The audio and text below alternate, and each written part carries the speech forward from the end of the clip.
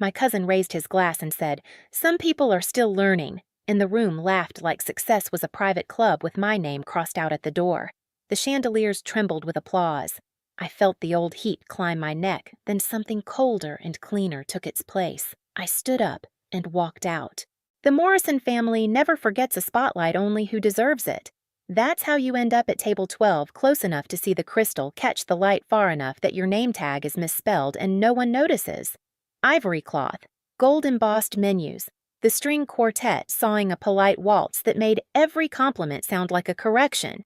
Aunt Margaret called the reception the social event of the season, which always meant a stage dressed like a wedding. From table 12, you learn to read rooms the way other people read fortunes. I could tell which investor loved Bradley's buzzwords by the way he leaned forward when synergy appeared, which bridesmaid would cry on cue, which Worthington uncle cataloged everyone's watches like they were birth certificates. And I could hear the hush-hiss gossip currents that ran beneath the quartet, tidy little stories that braid a family into a rope. Poor Stephanie. Mrs. Patterson breathed the syllables perfumed with pity. Such a struggle.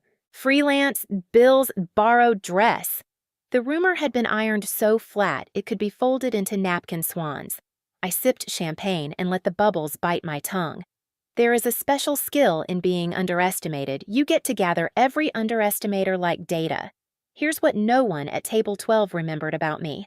At 12, I stapled programs for Bradley's first trophy banquet while my piano recital went unmentioned.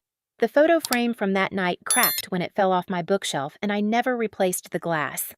In high school, I learned that money talks in two accents, noise and silence. Noise brags, silence builds. I chose silence. In college, while Bradley collected internships like cufflinks, I took a part-time job in the campus endowment office and fell in love with the architecture of deals term sheets, like poetry capitalization tables like anatomy. By 24, I'd stopped asking to be invited to the head table and started buying the table. No one at Aunt Margaret's side of the ballroom knew what the blue-white glow on my face at 5:47 a.m. came from not Instagram, but Meridian Capital Management's dashboard flipping from pending to closed on a warehouse acquisition we'd chased for 12 months. They didn't know what the folder labeled Pinnacle on my home office desk contained 5 months of clean room diligence signed NDA's escrow instructions, a choreography of signatures so precise the page numbers felt like a metronome. They didn't know that my modest dress was just a dress, that my credit card was a convenience, not a lifeline, that banks don't offer lines of credit to sob stories, they offer them to balance sheets, and mine spoke fluent calculus. But families prefer stories over spreadsheets. Ours adored the Bradley Myth, Morrison Marketing Solutions Boutique genius, six-figure contracts, the golden child entrepreneur. At holidays, I became the audience for his TED Talk about grit. "It's about vision, Stephanie," he'd say, as if vision were a mirror that reflected only his face. The chorus was always the same, Aunt Margaret clapping with fingertips, uncles nodding through rental car whiskey, someone murmuring, "If only Stephanie could find her lane." I did find it. It just didn't run past their front lawns. The reception room smelled like melted candle wax and lemon polish. The Worthingtons wore approval like lapel pins. When Bradley lifted his glass, the sound spread like a dropped coin. Quiet first, then attention swiveling. "Success isn't just money," he preached, eyes skimming in my direction. "It's building something meaningful." The line landed softly and cut deeply the way a good knife does when it's properly sharpened. Laughter rose on cue. My cheeks warmed the way they used to in homeroom when a teacher called on me by my sister's name. I thought of that cracked frame, the picture inside it, the one where Bradley's ribbon sits like a little blue sun, and I'm just off-center clapping. I'd told myself for years that someday the family would see me as I am, that if I just kept my head down, the work would speak. But work speaks in numbers, and families speak in narratives, and ours had assigned me the role of background violin. Aunt Margaret found me after the toast in a fern's shadow, her emerald dress a thesis on tasteful prosperity. "Don't take it personally," she sang, squeezing my hand like an apology she wouldn't say out loud. "Bradley is just passionate about achievement." Achievement as if it were a hymn, and he the choir director. She lowered her voice. "We worry about your situation, dear." The word situation hung in the air like a moth, small, persistent, oddly hard to kill. I asked what situation, and she refused to hear the question. No shame in struggling, she said. Freelance is so unpredictable. I wondered which version of me she kept in her head, the girl who borrowed a dress, who lived paycheck to paycheck, who needed advice about the kind of stability that shackles some and saves others. She meant well. Meaning well is how people build cages with velvet bars. The quartet slid into something genteel. The chandeliers hummed softly. On my phone, an unread text from David Kim blinked like a Lighthouse Morrison marketing acquisition final approval. Board Monday to sign papers. I felt the quiet click of a lock I'd spent months machining. It wasn't triumph, it was alignment, like a door swinging open because you finally turned the key the right way. From table 12, I watched Bradley perform success and thought you don't know it yet, but the script has already changed. And for the first time in a long time, the heat in my cheeks cooled. Somewhere between the quartet and the candle smoke, I understood that invisibility had been my cover, and I was done wearing it. Bradley's toast should have rolled off my back like the others. I'd survived years of backhanded compliments disguised as wisdom. But something about that glass raised toward the ceiling, the crowd clinking on cue, and the way his gaze skimmed table 12 like a searchlight, it cracked something that had been waiting for air. I didn't explode. That's the thing people don't understand about breaking points. They imagine screaming a storm of shattered glass a declaration that shakes chandeliers. Mine was quieter. It was the sound of a lock turning inside me, the hinge of patience finally giving way. I finished my champagne in one long sip. The bubbles burned like honesty. My phone pulsed again. I tilted the screen just enough to read David's follow-up, all clear.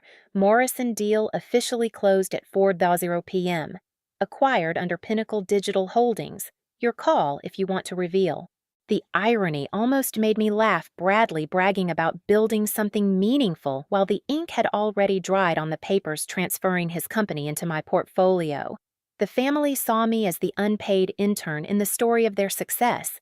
They didn't realize I was the publisher who owned the press. Aunt Margaret's voice, syrup thick, draped over me. If you ever need Bradley's advice about starting a business... Advice. From a man whose agency couldn't manage its debt-to-cash ratio, whose client churn had doubled last quarter, whose revenue looked impressive only if you ignored the bleeding margins. I knew his numbers better than he did, not because I wanted to humiliate him, but because my investors trusted me to find undervalued assets before they collapsed under their own myths. The breaking point wasn't rage, it was resolve. Resolve to stop letting their stories about me circulate unchallenged like hand-me-downs that never fit. Resolve to stop apologizing for success that didn't look loud enough to count in their world. Resolve to claim my role in the narrative I had authored quietly while they performed theirs loudly. I excused myself from Aunt Margaret with a polite nod.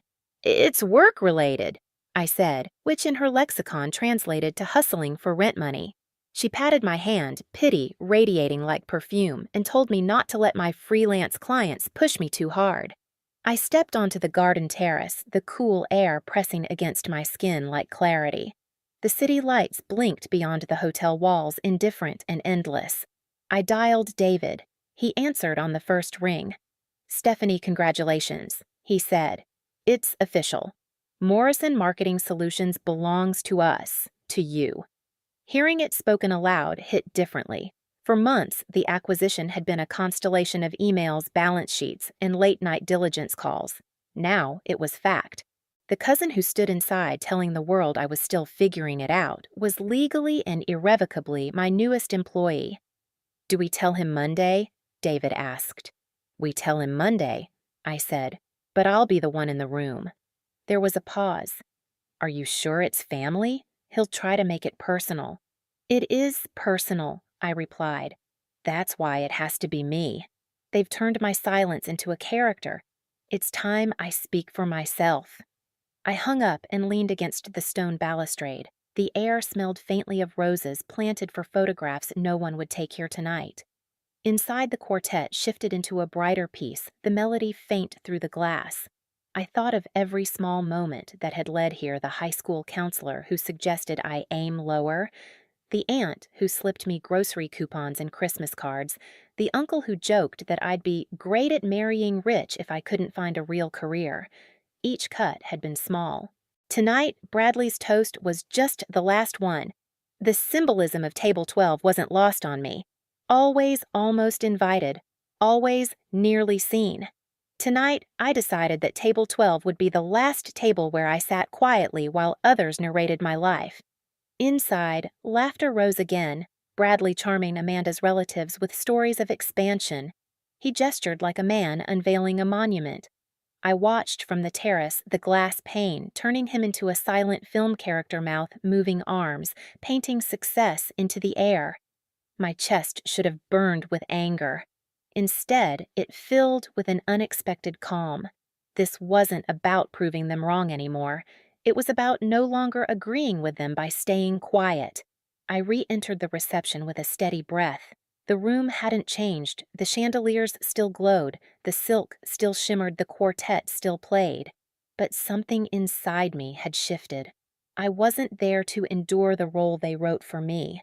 I was there to outgrow it. When Mrs.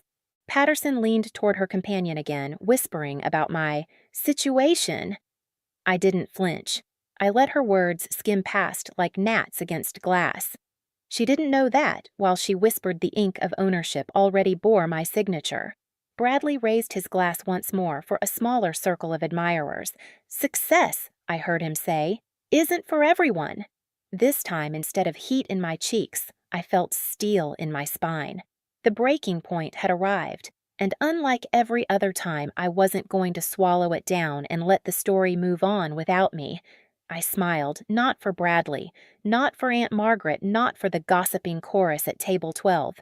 I smiled because the next chapter was mine to write, and the pen was already in my hand. The thing about a counterattack is that the best ones don't look like war. They look like silence, like a cousin sipping champagne at the back table while signatures dry in rooms far from the chandeliers. While Bradley basked in his curated spotlight, the machinery I'd built hummed invisibly beneath his feet. Meridian Capital Management was never meant to be loud. It was meant to be inevitable. We'd structured acquisitions through a network of subsidiaries, shells and shells, until the truth became a Russian doll with my name hidden at the very center. Pinnacle Digital Holdings was just one of those shells, faceless enough to be credible, polished enough to lure egos like Bradley's into feeling validated. The diligence team had combed through his company for months, quietly noting the rot behind the glossy pitch decks, client retention falling, margins thinning, a ballooning payroll justified by Bradley's speeches about investing in talent. The numbers told a story very different from the one he sold at family gatherings. And now that story belonged to me. I didn't need to storm the reception or wave contracts under anyone's nose. My counterattack had been planned in conference rooms with no chandeliers lit by fluorescent buzz, where David and I mapped debt structures on whiteboards until the ink stained our hands. The deal was paper cuts and persistence, not drama. But oh, the drama it would create once the curtain lifted. The beauty of silence is that it unsettles people who expect noise. Aunt Margaret leaned toward me during the cake, cutting her concern still rehearsed. Darling, don't give up. One day you'll find your passion. I simply smiled, thinking of the wire transfers already executed. My passion was buying companies people underestimated, much like me. And then came the second domino. Uncle Robert's call. I stepped outside again, the night air cooler, now the terrace lamps buzzing faintly. His voice carried urgency and bewilderment. Stephanie Meridian Capital made an offer for Morrison Industries. $15 million. All cash. No contingencies. The words tasted electric in my ears. David hadn't told me he was pulling the trigger tonight, but I understood why. Bradley's wedding gathered every Morrison in one glittering cage, a perfect stage for coincidence to expose itself as orchestration. That's a strong offer, I told Uncle Robert carefully, while my mind replayed spreadsheets. Meridian had tracked Morrison Industries for months. Solid equipment, stable contracts, but stagnant innovation. We knew modernization could double its valuation in 5 years. What he heard as too good to be true, I recognized as calculated. The strange part, he said, is how quickly they want to close. 30 days. Who does that? I almost smiled. Me, I thought. Someone who had built her career on striking fast, seizing before hesitation invited competitors. But I said only, some firms operate that way. He pressed further. The rep David Kim said the owner has family ties here, knows the culture. Do you know anything about that? My throat tightened. The silence between us grew heavy, threaded with possibility. He was closer than he realized, but this was not the night for revelation, not yet. When I returned inside, Bradley had migrated toward table 12, slumming it for an audience. He bragged loudly about the acquisition he believed was elevating him. Pinnacle Digital Holdings, he declared, voice rich with self-importance. We're talking expansion, real capital, the next level. The guests around me leaned in charmed. I listened with the serenity of someone who already knew the ending. My counterattack wasn't to argue or interrupt. It was to let him hang his pride on a hook I had already unscrewed from the wall. Every dismissive remark he lobbed my way, "This isn't like your freelance gigs," wasn't a dagger. It was kindling. Because Monday morning, the kindling would catch fire when he walked into a boardroom and realized the investors he worshipped reported directly to me. That night, I kept my silence like armor. Let them dissect my supposed financial struggles. Let them measure my worth in borrowed dresses and imagined bills. Every whisper was another blindfold they tied across their own eyes, and I had no intention of removing it for them until the moment mattered most. My counterattack was patience disguised as passivity. It was nodding when they pitied me. It was smiling when they lectured me. It was letting them believe the fiction of my struggle so thoroughly that the truth, when revealed, would feel like thunder in their carefully scripted sky. On the terrace once more, I gazed at the city lights beyond the hotel. The skyline shimmered like a balanced sheet, columns of glass and steel, each tower a number on the ledger of ambition. I thought of the symbolic table 12 of years spent in corners and realized the irony. They had pushed me to the edges, and from the edges you can see the whole board. The silent counterattack was complete. Every piece moved, every paper signed. The trap wasn't sprung yet, but it was set gleaming beneath the surface of their assumptions. And as Bradley toasted to vision inside, I whispered to myself on the night air, "Vision is seeing the checkmate 10 moves before your opponent even realizes the game has started." The power struggle began before anyone realized there was a struggle at all. It started with whispers thin as smoke, but smoke always hints at fire. Back at table 12, Mrs. Patterson was still conducting her pity opera. "The problem with freelancers," she sighed as though addressing an invisible classroom, "is no stability, feast or famine. Mostly famine." Her companion nodded gravely like she'd just uncovered a law of physics. They hadn't noticed I'd returned to my seat, or maybe they thought I was deaf as well as destitute. I didn't interrupt. That's the thing. Silence is its own weapon. I let their words circle like moths around a flame they couldn't see. Bradley appeared at the table next, champagne glow on his cheeks, his tuxedo jacket unbuttoned in triumph. "Stephanie," he boomed, pulling up a chair as though lowering himself among peasants. "You'll appreciate this. Pinnacle Digital Holdings is acquiring my company. Monday we sign." His grin split wide. He looked at me as if expecting awe, maybe envy. Instead, I asked lightly, "Have you met the actual owners yet?" Bradley waved a dismissive hand. "Not necessary. Serious business people don't waste time on socializing. Numbers, performance, results, that's what matters. This isn't like your little freelance projects." The table winced, silence crackling where laughter should have been. Even Mrs. Patterson shifted in her chair. But Bradley, drunk on both champagne and validation, didn't notice. He leaned back, confident that he'd made some profound point.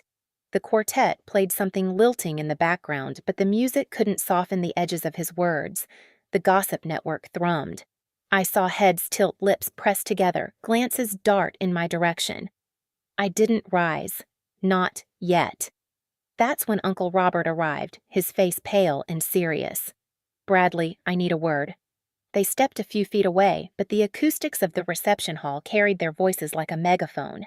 "Son, I just received an offer from Morrison Industries. 15 million. All cash. Closing in 30 days. Bradley's glass froze halfway to his lips. "From who?" "Meridian Capital Management." The name dropped into the air like a stone into a pond, ripples spreading instantly. Nearby, guests turned their heads. Someone's fork paused halfway to their mouth. Bradley barked a laugh. "Dad, that's incredible. Can you imagine our family's about to become very wealthy? Both of us acquired in the same week." Uncle Robert frowned. "Don't you find that suspicious? Two different companies, same timing. What if these acquisitions are connected?" "Impossible?" Bradley insisted, but his voice cracked faintly. He tried to cover it with bravado. "These are different industries, different strategies. Just coincidence." Uncle Robert scrolled furiously on his phone, his face blanching as he read. Then he looked up, his voice shaking. "Bradley Pinnacle Digital Holdings is a wholly owned subsidiary of Meridian Capital Management." The stem of Bradley's champagne glass slipped from his fingers. It shattered against the marble floor, sending shards skittering under tables. Conversations halted mid-sentence. The quartet faltered bows, squeaking before silence swallowed the room. All eyes turned toward Bradley, his face gone slack, mouth opening but forming no words. "That can't be right," he whispered. "It's in the filings," Uncle Robert replied. "Same company is buying both businesses." Gasps rustled through the crowd. People craned their necks, hungry for drama. Aunt Margaret clutched her necklace, whispering prayers to no one in particular. Amanda's family looked bewildered, their perfect smiles dissolving. And then Uncle Robert's gaze fell on me, slowly, steadily, like a man fitting a puzzle piece at last. "So, Stephanie," he asked, his voice carrying across the frozen reception hall, "you don't happen to know anything about Meridian Capital, do you?" The room pivoted with him, every stare like a spotlight. Bradley's eyes locked on mine, frantic, desperate. Aunt Margaret's lips parted, a whisper on the edge. I didn't hurry. I set down my glass carefully. The stem clicked against the tablecloth, the sound oddly loud in the hush. I stood smoothing the skirt of my dress, not a borrowed one, just mine. "Actually," I said into the silence, "I do." No one breathed. The chandeliers hummed. Even the quartet waited, bows suspended. "Meridian Capital Management is my firm." The words detonated silently, a pressure wave rolling through the hall. Gasps, a muffled "what" from Mrs. Patterson. Aunt Margaret's hand flew to her mouth. Bradley stared as if I'd started speaking another language. I held the silence. Let them marinate in the reality that the girl they'd relegated to table 12, the one they pitied, the one they scorned, was the one pulling the strings. The power struggle had arrived. And this time, I wasn't playing defense. The silence after my words felt heavier than the chandeliers. I could see it pressing down on everyone's shoulders, on Bradley's flushed face, on Aunt Margaret's trembling hands, on Mrs. Patterson's wide, embarrassed eyes. "You own what?" Bradley croaked, his voice thinned of all its usual confidence. "Meridian Capital Management," I repeated evenly. "The firm acquiring Morrison Marketing and Morrison Industries. My firm." The crowd murmured, disbelieving. Someone gasped audibly. Another whispered, "But she's broke, isn't she?" I let the murmurs swirl for a moment before continuing. "For years you've all traded stories about my situation. You assumed bills I never missed, debts I never had, careers I never pursued. You never asked me. You just decided. Tonight, those stories end." Bradley staggered back half a step, like the air had been punched out of him. "That's impossible. He stammered. "You can't even pay your own bills." The words sounded pathetic now, even to him. I met his eyes. "Who told you that?" A weak silence. Then Aunt Margaret, her voice brittle, whispered, I may have mentioned."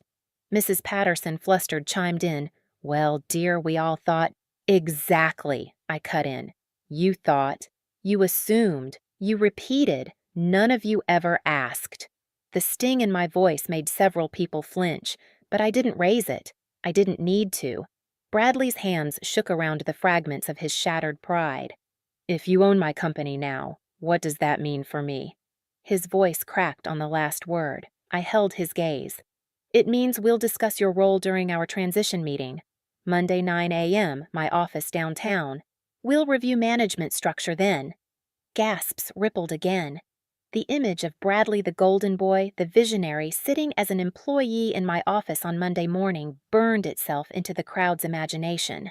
Amanda, pale beside him, whispered, "Bradley!" Her perfect wedding smile had fractured. He tried to recover, straightening his tuxedo. Well, of course.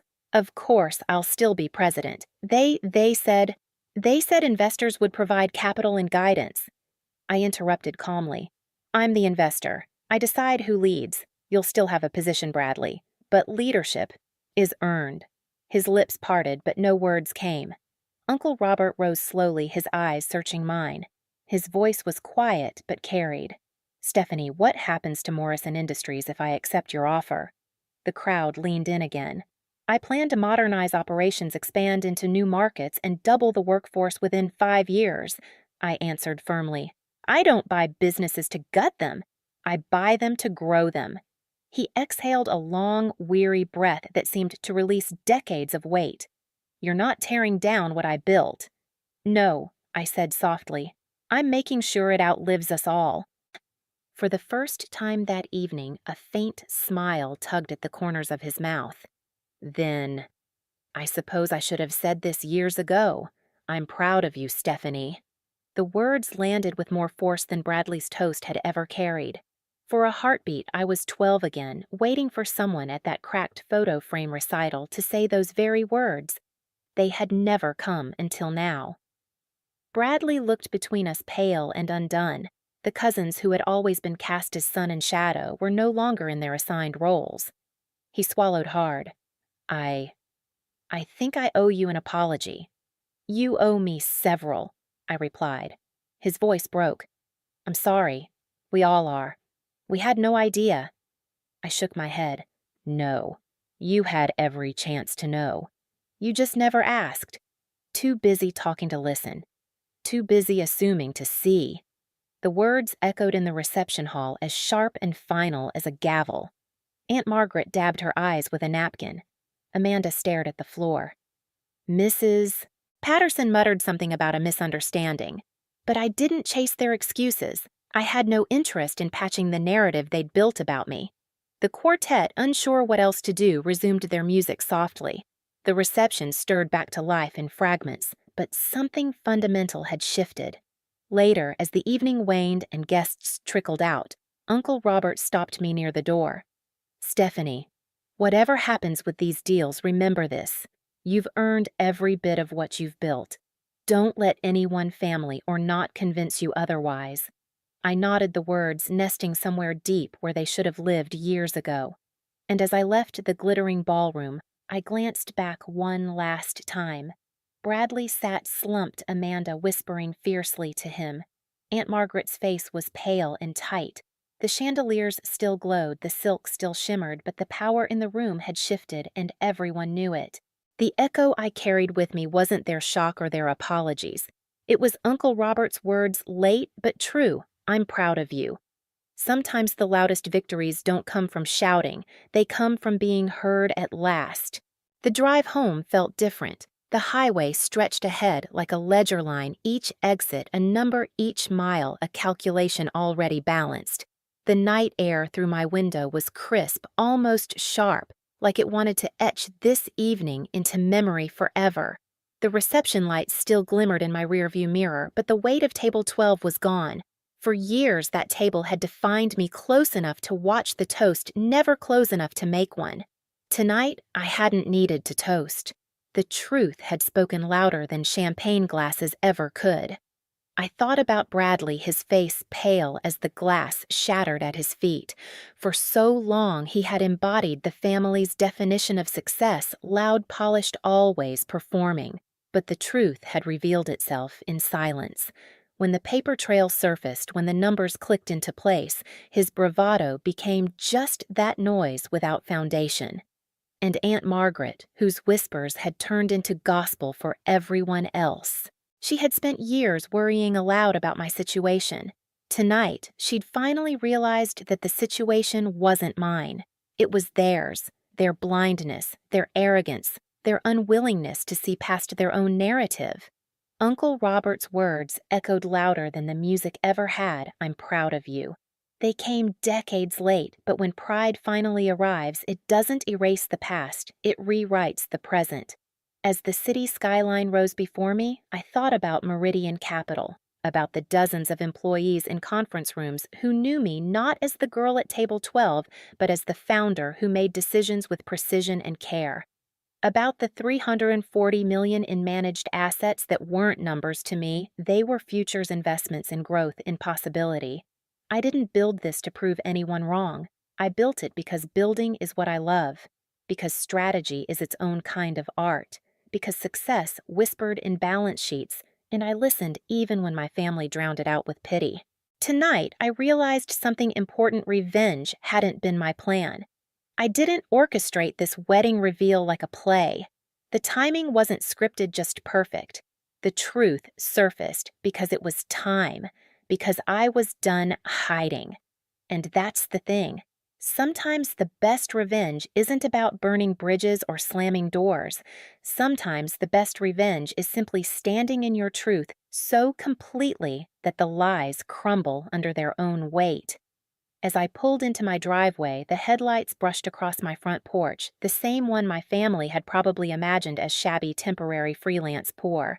Inside, the reality waited a life I had built deliberately, quietly, completely on my own terms. Monday morning, Bradley would walk into my office as an employee, not a visionary. Uncle Robert would sit across from me, ready to discuss a future for his company that honored his legacy. Aunt Margaret would have to look at me without the lens of pity, and the rest of the family would rethink every whisper they had ever exchanged. But tonight, I didn't think about them. I thought about me, the girl who once stapled programs for Bradley's trophy banquet, who sat invisible at the edges of family photos, who let silence define her. That girl had grown into the woman who owned the silence and filled it with truth. I turned off the ignition, the night settling into stillness. My reflection in the rearview mirror looked back at me, not the shadow they'd written into their stories, but the author of my own. And I smiled, because sometimes the best revenge isn't about destroying what they built. It's about showing them what you built while they weren't looking. It's about finally being seen. And if you've ever sat at your own version of Table 12, if you've ever been underestimated, pitied, or dismissed, then you know exactly what that smile feels like. So, tell me, have you ever had a moment where the truth you carried finally broke through their assumptions? Drop your story in the comments below. And don't forget to like, subscribe, and share this video, because not all families heal. Some just have to learn the hard way who you really are.